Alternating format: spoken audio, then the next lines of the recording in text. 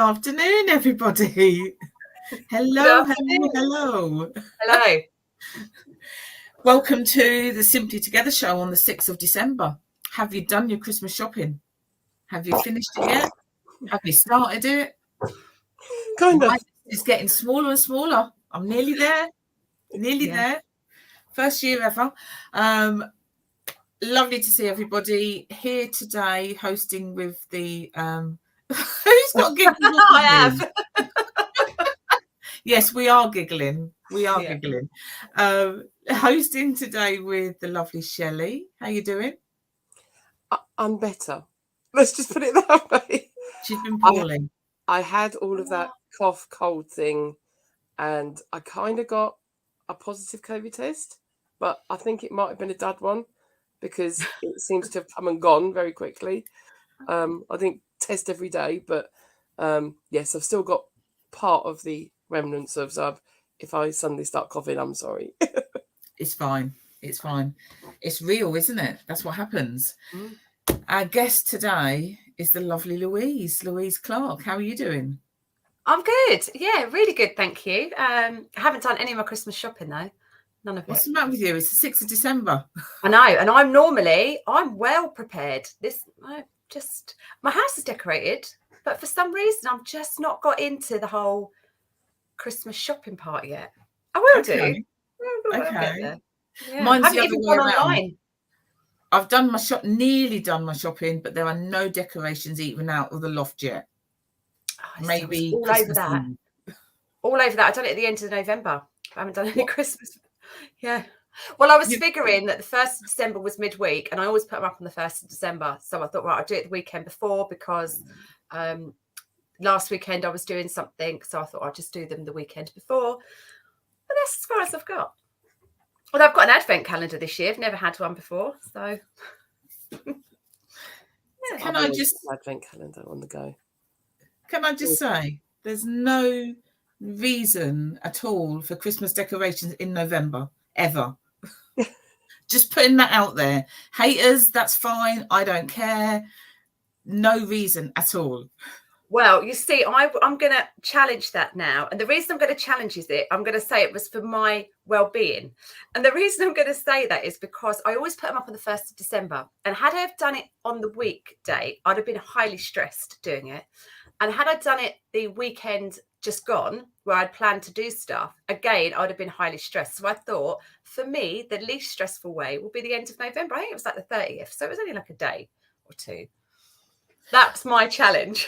That would have been the first Sunday of Advent anyway. Absolutely. Though. Yes. Yeah. You didn't even know that. I know I did do it because I saw it on GMTV. I did know that. Because that backed up my argument. And that's fine. That's really good for your well-being. Yeah. A big cake would have done me fine for my well-being. But still no decorations in November. No need. Anyway, what are we here for today? So we have got the lovely Louise here, and you've got a new podcast, haven't you? I have, yes. So tell us all about this podcast. So the idea came, so it's myself and Graham White, who's a personal trainer, and Graham and I went to school together many years ago, but we obviously weren't friends at school, or he was a bit younger than me. And we just had a conversation on Instagram probably about 6 months ago. And he's obviously works in personal training, so the fitness side of stuff. And it was more a combined, the fitness and the kind of mental element kind of coming together. So we went and had a couple, some coffees together, and we can chat. So we were sort of just chatting about so much stuff. And it was like, look, why don't we do a show? And it was Graham's idea, really. He kind of said, look, why don't we do like a little sketch, just 10-minute show? And that's kind of evolved. So now what we've launched that one. That's the pilot. It was never intended to be as long as it is, but we can chat. So we've got Simon Tiller. He's Creative Pro 1 or Creative. I'll put the link in. He filmed it for us, which was great. And yeah, it's talking about all stuff normal. So obviously you guys have got your real talk show, but this is like normal stuff that people don't see as normal. So the topics that we discussed were, in the first one was like physical health, because it's a fitness trainer. A lot of the challenges that people get when they've got a personal trainer, and that fitness and overcoming them barriers, which is where I then kind of came in with the sort of the mindset and the emotional side of stuff. So we discussed the physical health, weight loss, and, you know, how people sort of say, yes, I'm going to lose weight, but they never do. It's because they're not giving, you know, there's elements around that. So we discussed that, and it's a really frank discussion. It's like a fireside chat, frank discussion about stuff. And we've covered, in this one, we covered emotional health. We covered a topic that's very close to my heart and Graham's, which is male suicide. So we've covered that. We covered, all manner of things. And I think the plan is that we're going to do that we're going to have one like that every month. And then what we will do is so every fortnight, we're going to have a bit like this kind of conversation in the evening where people can join, and we will discuss the topics raised, and we will share any feedback that we get, any questions that we get asked in the meantime, any resource that we have, just to give people that support, really. And it's all things normal. And I think the reason we're doing it is to show that people struggle, you know, and this is a prime example. I wasn't going to air it, because I looked at it and I was really critical of myself. I sat there and I thought, and I used the name like Ma from Goonies. I said, I really felt like her, because I looked tired. I hadn't really done my hair. And to be honest, when I look back now, I'd had like some really, really long days up to it. But I was really critical, and my fear set in, fear of being judged and all of them things. And I just thought everyone goes through that. So even yourselves, when you would have done this the first time round, you would have had nerves, you know, you'd have sort of been, you know, nervous about it. So I just thought, right, don't I? And then I was like, what idiot, why would I waste my time doing something and then not put it out for vanity? But then it really brought something up in me, and I've had to work on that. So it's topics that are normal, that kind of affect everybody. Yeah. Wow. Fantastic. Just fantastic. Question. Yes. You said about personal trainer and the fears that people have about having that. So in my head, you find yourself a personal trainer because that's what you want. You need that one-to-one. You want to do whatever it is, weight loss or build up or whatever you're doing. It didn't even enter my head that actually there would be a concern there and they would be worried about anything. Well, you get a personal trainer because you think, oh, I need to lose weight, or I need to give up this, and I need to, and you'll get one. But actually, it's like, how many people get a gym membership and don't go? You know, it sits there. Or you get an exercise bike and you put it in your room and it becomes a clothes horse. You know, you just dump stuff on it, right? And it's a really common thing. And what it is that certain things we all need to do. You know, we all need to be a little bit more healthy, a little bit more mindful. But it's not until the trigger in our mind of flipping to want is activated that you act upon that. And it's getting people to that where they've got that need. They know they need to. And when they know they need to, but they just can't find the motivation, it's because their want isn't strong enough. And then what happens is people get a little bit negative and a bit down because they know they need to do that. They've got the membership. And then you've got, I suppose, two sides. You've got the desire in the beginning to get it, that need of wanting to lose weight and feeling that you need to lose weight or you need to be healthier. Then you've got the fact that I've bought a membership and I'm not using the membership and I'm becoming wasteful. And you've got double side of it then. And I mean, I've done that so many times. I've got a gym membership because I thought, oh, yeah, I'll get that. And I'll always have a look and see there's no cancellation fee, because I know that I can stop it at any point, which isn't probably the right mindset to go and say, right, I want to lose weight. But I'm not a great exerciser. And I think I mentioned that in the video. Like I go to the gym sometimes and I see people and they just look perfect. I look like Miss Trunchbull when I'm in the gym, right? And I'm not even like, no, I do. I go red. I get these sprouty bits sticking out. I'm just the worst exerciser in the world. And sometimes I get put off by that because I think, I won't go there then because it's busy. And then there's that fear. And then see, Veronica's just said, I hate the gym. See, people do. So they might get a personal trainer and they might do it, but it's still you've got to make sure that the need shifts from a need into a want. And that's the mindset part. Yeah.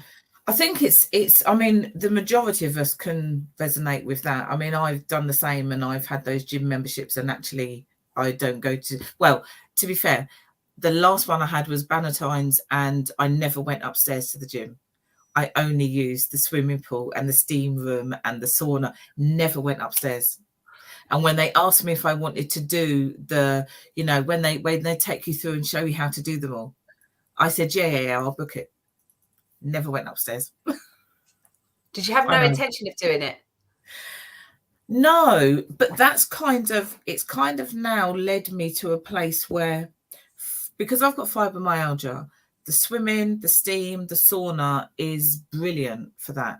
Absolutely brilliant for all the aches and everything else. And swimming is good anyway. But the only place locally that does that is Bannatyne's. And I'm so reluctant to get that membership, because then I will start feeling like I should be upstairs in the gym, when I actually only want to use the downstairs, because the downstairs will help my body. So then I'm in an R now, because I don't know whether I'm going to be wasteful or not, or what to do. So I've done that. An element of being judged as well. If you're going in there and you're only using it and you're not going upstairs, you do get fear of being judged. What are people going to say? You know, would they be looking, saying she needs to go upstairs to the gym, she should be using the facilities, or is she just downstairs? You know, and we do get that. And then there's that, once you've got that in your mind, you then think, oh, right, okay, what I'll do is, here's a long drive to town, or I've got to worry about parking. And we will start to build on excuses as reasons not to go. And that's where we know the need is there, but we don't have a strong enough desire of want, which is, and we know if we've got something coming up and I've got to lose weight, I really want to lose weight for this, I want to look, we will do everything that we can because there's an event coming and we want to. And that's the thing, we're all guilty of it. And that's the whole point of this show, is to say, look, these are normal things, that you're not alone. And when we look at mental health, and when we look at male suicide, and we look at, you know, especially with what's going on now with the cost of living and all of the challenges that people are facing, it's very easy for you to feel isolated and on your own, and like you're the only one struggling. So this is a little bit of, you know, you're not, and try and make it a little bit lighthearted as well, because if we can have it a bit more lighthearted and there's a bit more of a laugh and a joke about ourselves, and it just makes it a little bit lighter for people. So that's the whole intention of it. It is like, it's just you're listening in on mates chatting. That's exactly what it is. There's a specific chat, but it is still just the chat. Really informal. That's different parts. But that's the whole thing. It is just having a conversation about it, and we're not going to take out any of the bits and the we make, like, I think you'll see on a part of it, he's gone to have a sip of his tea and he's got lime scale in his tea. I thought he was dunking biscuits to start off with, and then he was like, a bit like a lime scale or a skin in his tea. And it's like, we don't need to take that out, because that's actually quite funny, and that's what this real thing that happens. So it's just normalizing stuff, really. Yeah, we had fun doing it. Have you got anything like specific that you want to bring to the show coming up? You know, have you got any thoughts of what you would like to talk about? What, at the next show? Yeah, I have actually. Yeah. So one of the things that, and I want to try and time it so of the months coming up, so that because there's always a certain day, like Mental Health Day or Breast Cancer Awareness. And one of the ones that I want to bring up and I want to have a discussion about is, so recently I had a breast cancer scare. So this is the first time I've kind of really said it, but I found a lump and I had a real big bruise on my breast, and I was really, and this was just only, 6 weeks ago. And at the time when I found it, I looked and I thought, oh my God. And I got that sinking fear. And I went to the doctor, I went to the GP, I managed to get in the next day, and she looked at it and she went, oh, we need to refer you very quickly. So obviously I was then like, mate, this is a real situation I've got now. This is reality. This is real. and there's nothing that I can do to deflect or to move away from it. I can't, no matter if I went and had a laugh and a joke with somebody or whatever, it weren't going away because I had this fear. I went and had numerous tests done, waiting around. And then obviously I found out, thank goodness, that it wasn't cancer, which is the one that I dreaded. And then all of a sudden it was like, okay, you're back to normal now. You haven't got it. You should be, should be fine. And I am, and I'm really, really grateful. But for that month, I processed loads of stuff to the point that I was thinking, right, get, insurance. What do I do about the kids? Do I write this out? And I started to plan, which to me was like, whoa, that's a big thing for anybody to go through, and obviously, I don't want to, for a person who has, when they do find out that they've got it, I can't imagine what they can feel. But for a person who hasn't had it, there is also like a little bit of a process that I need to say, right, okay, let me process that now. Let me sit back. And what support is there for people that have gone through that, but then get it's clear, off you go? Because I thought about, what have I got? I overanalyzed myself. What about life insurance? Do I need better cover? What do I do for my kids? Planning my funeral, songs, and these are the things that go through your head. And I'm quite a positive person, and I know the power of mindset. But had I not have been able to snap myself out of it, which took me a while, it could have got worse. So I want to talk on that. I want to have a little bit of a frank, honest conversation around it, because I did mention it to another friend who had a similar experience, and she was the same. She said that she'd processed it and she'd planned everything, and that the whole works. So yeah, I think that's one topic that I want to bring up around breast cancer, around maybe not breast cancer month. It will be a topic leading up to that, because I think breast cancer in itself deserves its own thing. But just that thinking that you could have it and not. So I think that'd be really good. Exactly the same situation over 10 years ago, I think now. So I went for my first mammogram, off I went, had it done. Yeah, all fine. Yeah. Week later, there's a letter. And I'm just like, and I was so, because it's not a nice experience having a mammogram. No. They are absolutely horrendous things. And I just thought, been there, done that. That's all okay. Got that letter, had to then go for, V's put near miss shock syndrome. Yeah. Had to then go for biopsy. Took one of my cousins with me because I couldn't ask any questions. I couldn't think of any questions, because in the space of that week, I had planned my funeral. I had spoken to the kids just in case this might happen, what money I've got, where the insurance is, did all of that. And also did if I had chemo, and then what's going to happen if my hair falls out. Yeah. Did all of that as well. Yeah. And had the biopsy, and then you wait another week, and then they rang and said, yes, it was all clear. And it's just a fatty cyst. Yeah. And then I was just like, oh, okay, that's really good. You then tell everybody who's waiting for you to tell them. And then there you are. Yeah. And that's it. And it was like, okay, so what now then? Yeah. And you're just left with the joy, but then there's still some sadness, some emotional feelings left there. Yeah, huge emotional feelings, because you thought about stuff that you wouldn't normally have done, and you evaluate your life. So for me, I was like, right, well, what am I leaving? What does that look like? And then when you're seeing stuff on paper, you think, is that all I've got for my life? And there's that part as well. And it's like, there's so many things that you go through, I think, at that. And so I'm going to look up that near miss shock syndrome, because, you are, like you say, you're just left with, well, what's next? Yeah. It is, and even for someone that has had, the stuff that, for instance, like myself, Rita, we've worked volunteering for Cancer Research UK when we did Relay for Life. And as part of that, you're encouraged to take a bit of training so you can be, when you're asking people for money, the stories always come out. So it's like knowing exactly what different things work.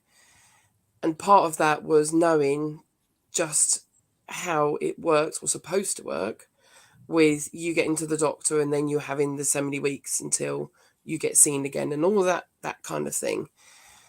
And it's, even though that you know what's happening, you still get those same kind of thoughts, those thoughts and feelings of, wow, it is like what it could possibly be. There's something that they're in your mind, they're looking for it, but in their mind they're looking to make sure that it's not there, kind of thing. You know, you kind of got that. Yeah. And it is shocking when you start going through stuff like that, and I've not having to myself, but being involved when things could have happened or have happened with people that I love. That you kind of partly go through that as well, and you kind of like, well, no, it can't be, because we went through this with so and so and that was okay, but actually no, this worked out the opposite way, and I've had it both ways. And it's surprising just how much your brain will go through without even putting too much thought into it, really. It's just that natural reaction of everything that's then kind of like going on. I mean, thankfully one was with my mum, that me and Will were together, and she had an operation. They said if this was cancerous, she's got days, weeks kind of thing. Didn't do anything, but did tests, so we had to wait for the tests. And at that point, myself and Will had just got engaged, and it was to the point where we pretty much booked our wedding because we would wanted Mum there. But then thankfully for her, everything was fine. So it is not actually happening to you, but all those that are around you as well, just kind of, well, yeah. And to You get to touched that on point, something. you do need a lot to come back out of.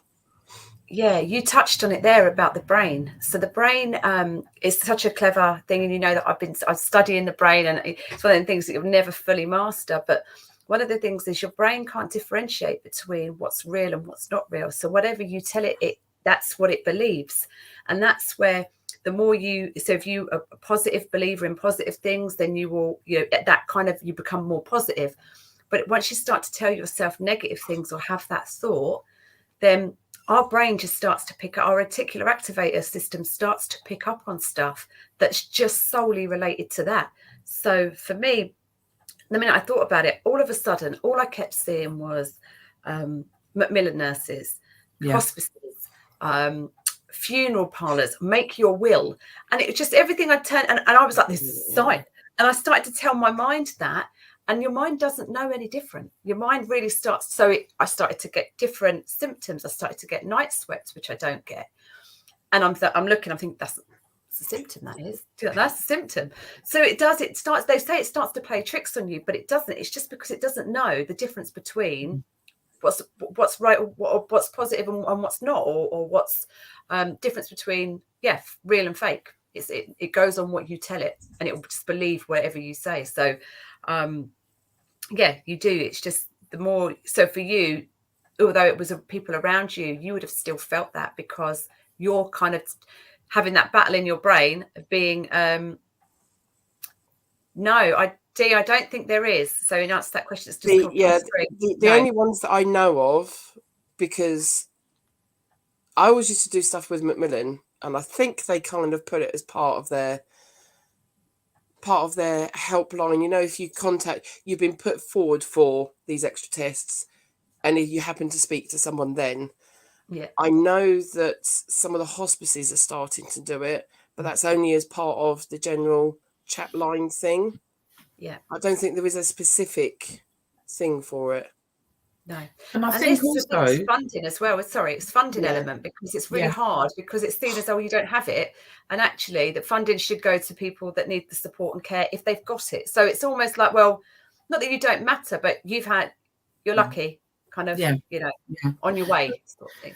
And also when you, I mean, like I said, mine was over 10 years ago, maybe 11 or 12 years ago. Yours was recent. So when you go and have whatever tests you're having, if it comes out that it's positive, they will give you Macmillan information and this information and that information. If it comes out that it's negative and it's all fine, yeah, that's the right way, isn't it? Yeah. Yeah. They don't give you anything. It's just it's all good. Go home, you're fine. So you don't get given the Macmillan stuff for you to then think I could have that conversation with them. Yeah. I'm sitting there thinking it's not the breast cancer. It's one of the breast cancer charities that we've got leaflets for. I vaguely remember something that was. I'll have to have a look through them. Vaguely remember something that was, but I think that was more to do with that if, say for instance, as it being breast cancer, because yours were found to be like a fatty tissue, that you could naturally have that all the time. Yeah. So it was kind of like, well, this is now not cancer, but what happens next kind of thing. So you might then be put forward for having mammograms more often, kind of thing. You get put onto that kind of a path. No, they just send you on your way. Although they do document that in your notes. So when I then went for the next one, they already knew that there was, and they obviously got where the positions are as well, that these are already fatty tissues. So, you know, so they do that, but I didn't know that until I went for the next one. 3 years, 5 years? 5 years. Yeah, 5 years later. 5 years, but then they can drop it to 3 if they feel they need to. Yeah. So that's going to be a topic that I'm going to put on the show. But that's the whole point, though, isn't it? Why we have this show, why we have the Real Talk, why you've now got yours. This is about real life conversation. Yeah. And those conversations may start with this, but they then go that way because that's what we're talking about. So, okay, so you've got that coming up. Oh, here we go. Just had an email from Keach. The community connector wants to come on the show. What, right now? Or on Louise's show? Or on your show in the evening? Which one? In the evening. No, another show. Okay. That would be really good. See, that's brilliant. So now having that, just bringing that up now, anyone else's, that'd be great if she could come on and he could come on and just talk. Yeah. Because, and I think unless you have these conversations, and so you have a friend who obviously went through all of that as well. I've also been through that. There's many people out there, but until you talk about it, you don't actually know that. Yeah. And it's one of them things where you kind of feel, at first I felt like a little bit guilty to have that conversation because I should be really grateful that I haven't got the illness.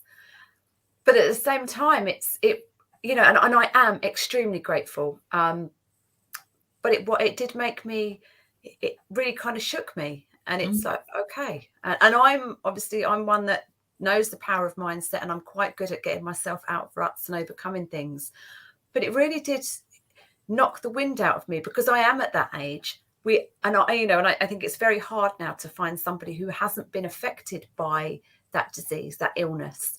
In any way, shape or form. It doesn't have to be the type that I was getting tested for, but you would have known somebody that may have passed, or someone knows somebody. So it's a real it's a real situation that could have affected you. So the fact that you've had that near miss, it's still okay, I'm really lucky. But I've still in that 5 weeks, I've processed everything, and and you're still on high alert as well. Yeah, that never ever switches off. That as soon as something kind of doesn't quite feel right, that your mind goes straight back to that point. Yeah. It's changed my want now for my fitness. Now I'm at the gym and I'm using my membership because I'm like, I want to be healthy as well. So now I've really upped my ante. I never go to the gym. I've got my Keep Fit thing that's here, that's dancing. Yeah.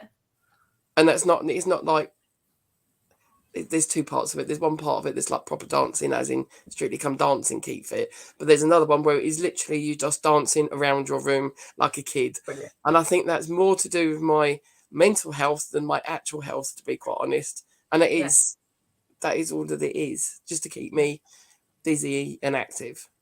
Yeah. And that's what we discussed. We discussed that thing between the mental health and physical health, and actually how they are really, they're related completely. And actually and that's what we discussed on the show, which is great, because it's about having both, but also having emotional health, which I'm a real big pusher for. It's one of the things that doesn't get discussed enough. Is we just say physical health or mental health, but for me it's emotional health that really that's the one that I push. So but yeah, it's exciting times ahead. So we're going to map the year out as to loosely around each month what topics are national or international topics, and then there'll be, like you say, the start of the conversation, but then we will have that sort of fireside chat. And it's good to have a male perspective, the male and female balance, which is good. Do you I mean, obviously you've only done one so far. Do you see that he's got a different perspective on things? Yeah. Or maybe as time goes on, you'll see it a bit more. Yeah, no, and you can see that, because it's a conversation. And each time that I've had a conversation with him, had a coffee, I've come away with a different way of looking at stuff. So that's learning and growth, So, and even so that's before we had the film, and then when we were doing the filming, I was sitting there, okay, that's a completely different way of looking at it. So a lot of aha moments, which is great, because that's, always learning. But yeah. Fantastic. So we will, as usual, promote it on here. Get you on, come and talk about it. So I'm waiting for it to go back round. So at the bottom, we've got all of Louise's connections. So if anybody wants to contact you, they can. It sounds really good. Yeah, the YouTube link is in the chat somewhere, but when this ends, I'll edit it so it's in so it stays at the very top in the description. And I'm also doing a separate, just audio podcast, which I will launch tell you another time. And I've registered my first one now on Spotify, so that's going through all of the checks. But so my microphone's here. But that is just me talking. So and what it was, I was actually talking about fear on that one, because I'd said in my year's plan that I was going to do a podcast show, and I got this for Christmas last year, podcast planner. Okay. I was like, that I was going to do it, and I didn't get round to properly doing it because of fear. And in there I speak about, obviously you all know that I got my teeth done this year, and I'd always been putting it off and saying, well, once I get my teeth done, I'll be fine, I'll do it. But then the teeth came, and actually that I started to run full steam ahead, and then my mind needed to catch up with everything. So I was like, then I got frozen and paralyzed by fear, and I didn't do much. So I'm recording these audio ones just to be on Spotify. And again, it's just a bit of a test. It's building up some assets, really tangible assets. So yeah, that's about fear for people. You've always got another little something, haven't you? There's always something else that's going on in the ADHD. It's because I've got ADHD. I have to have so many things going on. That's why. But that's good for everybody, because actually the things that you're doing and the information that you're sharing is what people need to hear. So you having ADHD and needing to have something else. So Deez put speak with Olive. I did speak with her at the event. I did. International Men's Day. Yeah, I did. I did speak with her. Yeah, I've got her details. So we're definitely going to have a conversation. Yeah. She's brilliant. She's absolutely brilliant. Because we did have a conversation. So I had dyslexia at school. Like with my reading, I could never read properly, to jump around the page, and I've never been able to fully read books. So when I was studying law, it was even more of a challenge for me. So I used to read the books, but I used to listen. So I have audio books and I have the physical book. And now I've learned how to to read properly. So when I visualize I visualized what it looks like. And so I've got when she was talking about stuff, when she got up and spoke, I was like that. I recognize that. And we had a conversation afterwards. Yeah. Fantastic. So that's another show for us. You coming on and talking about that, because that's really interesting, but also for yourself, for your own podcast. You know, there's another show there. Yeah. Wow. Okay. Brilliant. Write that in my little planner now. Yeah, put it in your planner. And I'll add you to our diary that we don't actually have, but we will have. Yes. Forward planning for next year. I'm going to have to just quickly come off camera because my little grandson is crying downstairs, so I need to go and grab him. That's fine. That's fine, because we're just going to wrap up anyway. So if you want to go, then you can go. Or if you want to bring him and say hello, then you can do that. I'll go and do that then. Go on, then go get him. So we've got a busy week, haven't we? Busy few weeks. What have we got coming up? Well, we should have had the Real Talk show, but we're going to change that round. We're going to do the Deez Real Talk show. It's going to be next Tuesday, the 13th. Got a lot of different reasons for that, but so we changed that round. This week, we have got our community Zoom, our Life in a Lockdown. So you've got the link there that it comes up. There's also a link on the Facebook page. And then in our calendar and everything else. There we go. We have Look. Who's that? You're gonna smile for them. Oh, you're on the camera. Aren't you gorgeous? This is little Ramari. Hello, Ramari. Aren't you? Hello. You're gorgeous. He's nearly 6 months old, this little one. Isn't you? Already. It's flown by. Isn't it? Has it flown by? Are you there with Nanny? Yes, it has. It's so cute, isn't it? Is that you on there? Is that you? It's you. Yes, so the last one of the year, the Christmas one, the craft and the food fairs at Stockwood this Sunday. Change of times on there because it's the clocks change and everything else. So we do 10 till 4 up there. Also, Stockwood have got their Illuminate lights thing going on, lights right through up until Christmas. But we've got that there. The other thing that we had going on was our end of year celebration thing. We've changed that to the 15th of January. So you can purchase your tickets. Luton Irish Forum. We've used them quite a few times, so quite a lot of people know where they are at the bottom of Hitchin Road. So you come in through the car park, off the little roundabout. Quite a few people sail past and not actually realise that there's an actual 3-story building next to them when they come down the bottom of Hitchin Road. So a few weeks of stuff that is then going on. With more to come next year. Yes, a lot more to come next year. So